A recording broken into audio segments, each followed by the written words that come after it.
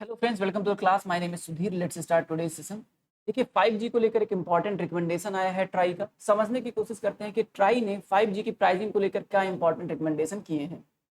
लेकिन उन रिकमेंडेशन को समझने से पहले समझेंगे कि 1G क्या होता है, 2G क्या होता है, 3G क्या होता है, 5G क्या होता है। इस सबको पहले डिटेल से समझ लेते हैं, उसके बाद ट्राई की इंपॉर्टेंट रिकमेंडेशन को समझने की कोशिश करेंगे। तो चलिए शुरू करते हैं। सबसे पहले समझते हैं कि 1G क्या चीज होता है। 1G किसको रेफर करता है? 1G रेफर करता है फर्स्ट जनरेशन। इंटरनेट की दुनिया का पहला जनरेशन जो था उसको बोलते थे 1G।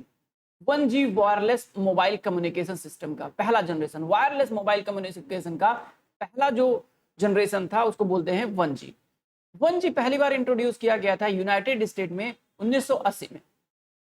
इसकी कुछ कैरेक्टरिस्टिक थी, कुछ फीचर्स थे, जैसे कि इसकी स्पीड जो थी वो थी 2.4 kbps। बहुत कम, बहुत स्लो चलता था। बट ठीक है, इंटरनेट की दुनिया का पहला स्टार्टिंग था तो इतना तेज तो ला नहीं सकते थे। बट अब देखिए, इसमें क्या समस्या थी कि इसकी जो वॉइस क्वालिटी थी बहुत पुअर थी 1G की।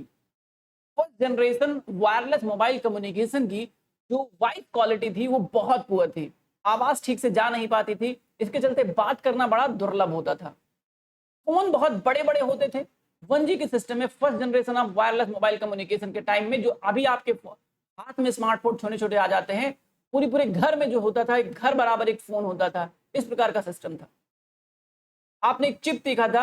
आप चिप अगर देखिए, जो वर्तमान समय में आपके चिप दिखाई देते हैं मोबाइल फोन में, ट्रांसमीटर जो दिखाई देते हैं मोबाइल फोन में, बहुत छोटे छोटे होते हैं, लेकिन एक एक घर के बराबर उस टाइम इस प्रकार के ट्रांसमीटर और चिप आते थे, जिसमें बैटरियां जो लगी होती तो बहुत बहुत कम समय तक चलती थी। मुश्किल से आधे घंटे एक घंटे में डिस्चार्ज हो जाया करती थी। कोई डेटा सिक्योरिटी नहीं था first generation of wireless mobile communication में। जो वायरलेस मोबाइल कम्युनिकेशन उसका पहला जनरेशन में कोई डेटा सिक्योरिटी नहीं था। तो ये सब प्रॉब्लम थी फर्स्ट जनरेशन। ये प्रॉब्लम को देखते हुए सेकंड जनरेशन को लाया गया, इंट्रोड्यूस किया गया, जिसको बोले हम लोग 2G। भैया 2G सिस्टम है, 2G हमारे यहाँ नेटवर्क चल रहा है, इस टाइम 2G चल रहा है, ऐसा कहते थे ना पहले। उसको 2G मतलब सेकंड जनरेशन। आप किसका? मोबाइल टेलीफोन जो वायरलेस था। ठीक है, पहली बार लॉन्च किया गया 1991 में, और ये जीएसएम टेक्नोलॉजी का यूज करता था। जीएसएम का क्या मतलब होता है? GSM stand for global system for mobile communication. Global system for mobile communication, इसका मतलब होता है जीएसएम। ठीक है, जीएसएम क्या होता है? जीएसएम एक ओपन डिजिटल सेलुलर टेक्नोलॉजी होता है जिससे मोबाइल कम्युनिकेशन किया जाता है। सेलुलर टेक्नोलॉजी का क्या मतलब होता है? सेलुलर टेक्नोलॉजी का मतलब होता है कि छोटे छोटे ट्रांसमीटर को यूज करके मोबाइल कम्युनिकेशन सिस्टम को आगे बढ़ाना या उसको व्यवहार में लेके आना। छोटे छोटे ट्रांसमीटर का यूज करके। पहले बहुत बड़े ट्रांसमीटर का यूज किया जाता है, बड़े ट्रांसमीटर की जगह पे छोटे छोटे ट्रांसमीटर को यूज करके मोबाइल कम्युनिकेशन टेक्नोलॉजी का यूज कर पाना सेलुलर टेक्नोलॉजी है। ठीक है, तो सेलुलर टेक्नोलॉजी को यूज करके मोबाइल कम्युनिकेशन को बढ़ाता था ये जीएसएम। एक ओपन डिजिटल सेलुलर टेक्नोलॉजी था। ठीक है, डिजिटलाइज्ड था, ओपन था, जो जिसको कोई भी यूज कर सकता था, खुला हुआ था। ठीक है, डिजिटलाइज्ड था कि हाँ भाई, बिना किसी वायर के, बिना किसी ऐसे सिस्टम के आप इसको यूज कर सकते हैं। That is the open and digital cellular technology. तो जीएसएम का मतलब होता है global system for mobile communication. कुछ फीचर्स देख सकते हैं इसका। देखिए फीचर क्या है कि पहली बात तो ये कि इसका डेटा स्पीड 64 kbps के आसपास होगा। इसमें क्या था, पहले कितना था? इससे पहले फर्स्ट जनरेशन में 2.4 kbps के आसपास था। 2.4 kbps के, ये तो बहुत कम था, लेकिन उससे बढ़ा और बहुत ज्यादा बढ़ा उस वक्त के हिसाब से। तकरीबन कितना हो गया? 64 kbps के आसपास हो गया। ठीक है, 32 गुना के आसपास बढ़ गया। इससे क्या पॉसिबल है? टेक्स्ट और मल्टीमीडिया मैसेजिंग स्टार्ट हो गई, आप इमेजेस भेज सकते थे। बेटर देन था क्वालिटी 1G से। जब जीपीआरएस टेक्नोलॉजी यूज किया गया इसमें, तब ये वेब ब्राउजिंग सर्विसेज, जैसे इसमें स्टार्टिंग में जीपीआरएस टेक्नोलॉजी नहीं लाई गई थी। जिससे जीपीआरएस का मतलब क्या होता है? जीपीआरएस का मतलब होता है general packet radio service. GPRS एक packet oriented mobile data standard on ऑन 2G पर, जैसे कि हम लोग बात कर रहे थे। तो इसमें क्या था, जब जीपीआरएस टेक्नोलॉजी आया, तो जीपीआरएस टेक्नोलॉजी आने के बाद ईमेल करना, ब्राउजिंग करना, ईमेल करना, ब्राउजिंग करना, fast uploading facility, web browsing जैसे सर्विसेज स्टार्ट हो गई, स्पीड बढ़ गया। ठीक है, तो जब 2G विद जीपीआरएस, जैसे जीपीआरएस स्टार्टिंग में नहीं था 2G के साथ, जब जीपीआरएस आ गया तो इसको बोला गया 2.5G। 2.5G, ठीक है। अब कहते हैं कि 2.5G मतलब 2.5G क्या है चीज है, तो ये सेकेंड जनरेशन टेक्नोलॉजी की मोबाइल सर्विसेज हैं, लेकिन इस जो है थोड़ा सा बढ़ा हुआ, जिसमें क्या है वेब सर्विसेज इंक्लूड हो गया, जीपीआरएस इंक्लूड हो गया। ठीक है, 2G में जब जीपीआरएस जोड़ दीजिएगा तो 2.5G टेक्नोलॉजी कहलाएगी। तो ये हो गया हमारा जो है सेकेंड जनरेशन का टेक्नोलॉजी। थर्ड जनरेशन पे आते हैं भाई, कहानी वैसे ही थर्ड जनरेशन आया। थर्ड जनरेशन आने का क्या मतलब था? थर्ड जनरेशन आया तो भाई फैसिलिटीज और अच्छी हो जाएंगी। अब इसमें डेटा स्पीड और बढ़ गया, 144 kbps से 2 Mbps हो गया, हाई वेब ब्राउजिंग हो गया, वीडियो कॉन्फ्रेंसिंग की कॉन्सेप्ट स्टार्ट हो गई, यहाँ से मल्टीमीडिया मैसेजिंग, ईमेल्स वगैरह स्टार्ट हो गए, फास्ट एंड इजी ट्रांसफर हो गया ऑडियो एंड वीडियो फाइल्स का। तो ये सब इजी हो गया, ज़्यादा अच्छा हो गया, इससे पहले सर्विसेज में नहीं था। 3D गेमिंग स्टार्ट हो गई, ठीक है, लेकिन इसके कुछ डाउन साइडेड भी थे। ऐसा नहीं था कि ये बहुत 3G आ गया तो एकदम सब कुछ बदल गया, चीज़ें बदली, वेब ब्राउजिंग और वीडियो कॉन्फ्रेंसिंग जैसी चीज़ें स्टार्ट हो गई। लेकिन बहुत एक्सपेंसिव मोबाइल फोन्स आने लगे 3G जब आया।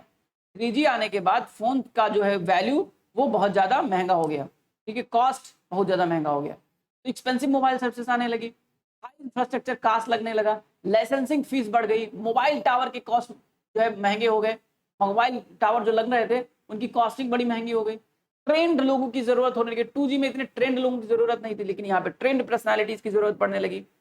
इंटरमीडिएट जनरेशन, अब इसी में क्या हुआ कि इसमें थोड़ा सा फैसिलिटीज और बढ़ा दी गई।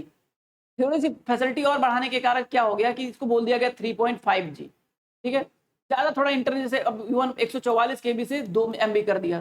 तो ये जब थोड़ी सी फैसिलिटीज बढ़ाई गई तो उसका कहा गया कि नहीं भैया ये जो है 3.5G आ गया क्योंकि स्पीड बढ़ गई, ऐसा कुछ चीज़ किया गया। खैर मूव करते हैं 4G टेक्नोलॉजी पे। देखिए 4G टेक्नोलॉजी तो एक रेवोल्यूशनरी टेक्नोलॉजी थी, 2011 में इंट्रोड्यूस किया गया 4G टेक्नोलॉजी को दुनिया में। स्पीड 100 Mbps से 1 Gbps स्पीड आ गई अभी, लेकिन इंडिया में तो आपको मुश्किल से 10 Mbps की ही स्पीड मिलती है। 4G कहने के बावजूद भी 10 Mbps की कहते हैं कि मैक्सिमम इतना स्पीड जा सकता है, इसकी बात यहाँ पे की गई। जो आइडियल कंडीशन में होगा उसकी बात यहाँ पे की गई, जनरल कंडीशन की बात नहीं की गई, ठीक है। तो स्पीड इतनी हो जाएगी। मोबाइल वेब एक्सेस बहुत तेज है, हाई डेफिनेशन मोबाइल टीवी चलेगा भाई, आप लाइव देखिए सब कुछ मोबाइल में, मैच देखिए अब जो हम लोग देख रहे हैं। क्लाउड कंप्यूटिंग का कॉन्सेप्ट स्टार्ट हो गया, IP टेलीफोनिया स्टार्ट हो गया। अब इसमें जो 5G टेक्नोलॉजी में जो टेक्नोलॉजीज यूज की गई हैं, 4G टेक्नोलॉजी में जो टेक्नोलॉजीज यूज की गई हैं, LTE माफ कीजिए, LTE, फिर WI मैक्स, फिर HSPA, इन सब का डिस्कशन हम साइंस टेक्नोलॉजी के कोर्स में करेंगे। अगर आपको लगता है कि साइंस टेक्नोलॉजी का कोर्स इस पे बनाना चाहिए, कि ये जो टेक्नोलॉजी है इसको डिस्कशन करना चाहिए, let me know in comment section. आपको कमेंट सेक्शन में बताना पड़ेगा कि हाँ भाई आप इस पे अलग से वीडियोस बनाइए ताकि हम कोई चीज़ें समझ में आए। तो ये थोड़ा सा डिटेल टॉपिक है, इसको हम भी डिस्कस कर सकते हैं लेकिन अभी नहीं करेंगे। एडवांटेज क्या है यहाँ पे लिखा हुआ है कि हाँ भाई अच्छी वॉइस क्वालिटी हो गई, स्पेक्ट्रम का इफिशिएंट यूज होने लगा, लेस बैटरी यूज होने लगा, ये सब चीज़ें हैं 5G टेक्नोलॉजी की जो 3G में नहीं थी, 4G में नहीं, 3G में नहीं थी, 4G की बात थी। अब 5G टेक्नोलॉजी पे आते हैं। 5G टेक्नोलॉजी 5th जनरेशन की टेक्नोलॉजी जिस पर अभी हम काम कर रहे हैं, जिसको इंट्रोड्यूस करने की बात चल रही है। कुछ जगहों पे 5G टेक्नोलॉजी आ गया है ट्रायल बेसिस पे। इसमें स्पीड कितनी होगी? स्पीड होगी 2 GB से 20 GB पर सेकेंड, ठीक है। जहां पर 4G का एवरेज 6 से 7 मेगाबाइट था, MB था, वहां पे ये 2 से 20 GB के आसपास स्पीड देगा, ठीक है। तो ये थोड़ा सा उससे अलग है। जो 5G टेक्नोलॉजी है उसको डिफाइन और ड्रिवन किया जाता है third generation partnership programme 3GPP। इसको याद रखना, 3GPP जो टेक्नोलॉजी है या जो प्रोजेक्ट है उसके द्वारा इसको ड्राइव किया जा रहा है, उसको ड्रिवन किया जा रहा है और डिफाइन किया जा रहा है 5G टेक्नोलॉजी को।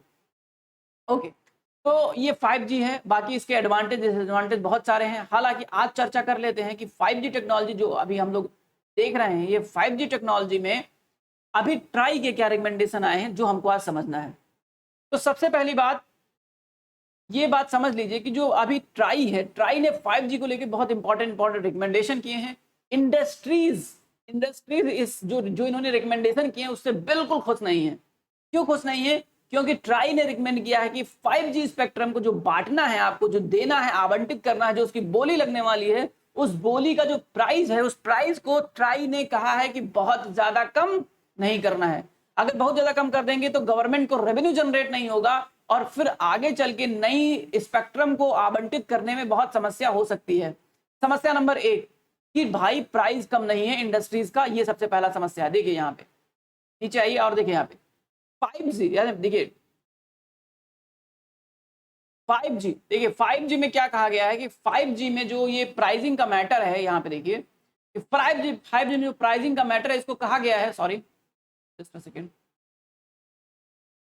देखिए जो 5G की प्राइसिंग की बात की गई, कहा गया है 35 से 40% तक ही हटाना है। इनका रिकमेंडेशन ट्राई करेगा, telecom regulatory authority of India का जो रिकमेंडेशन है कि cutting spectrum price for 5G airwaves by 35 to 40%। तो इंडस्ट्री कह रहे थे कि भैया पहले गवर्नमेंट कही थी कि प्राइस हम 90% घटाएंगे, और आप कह रहे हैं 30 से 35 से 40% घटाई, तो अच्छी बात नहीं है। फिर स्पेक्ट्रम बहुत महंगा हो जाएगा, तो लोग डेटा नहीं खरीद पाएंगे, लोग 5G की ओर मुड़ेंगे नहीं, लोग परचेज नहीं करेंगे। तो हम जो इंडस्ट्रीज इस 5G को लगाने के लिए जो अपना इंफ्रास्ट्रक्चर लगाएंगे उसका भी पैसा हम बहुत ज्यादा वसूल नहीं पाएंगे। एक बात। दूसरी बात, देखिए 5G टेक्नोलॉजी बहुत ज्यादा स्पेशलाइजेशन की डिमांड कर रही है। इसके चलते केवल और केवल ट्रेंड पर्सनालिटीज ही 5G में काम कर सकते हैं। तो आपको सिर्फ और सिर्फ ट्रेंड लोगों को हायर करना पड़ेगा, उनको अच्छा खासा अमाउंट देना पड़ेगा कंपनियों को, इस टावर को लगाने में, स्पेक्ट्रम को ठीक तरीके से यूज करवाने में, अच्छी अच्छी फैसिलिटीज प्रोवाइड करवाने में। तो उनको एक ट्रेंड पर्सनालिटी की जरूरत है। तो ट्रेंड पर्सनालिटी लाने के लिए पैसा भी लगेगा बहुत सारा। जब पैसा बहुत सारा लगेगा तो ऑब्वियसली ये बात बहुत सिंपल सी हो जाएगी कि कैसे करके इसका प्राइस कम करवाएं, अन्यथा कंपनियों के पास पैसे नहीं रहेंगे। अगर ये स्पेक्ट्रम खरीद लेंगे तो टावर नहीं लगा पाएंगे, और टावर लगा देंगे तो लोग खरीदेंगे नहीं। इसलिए प्राइस डाउन कीजिए, ऐसा इंडस्ट्रीज का कहना है।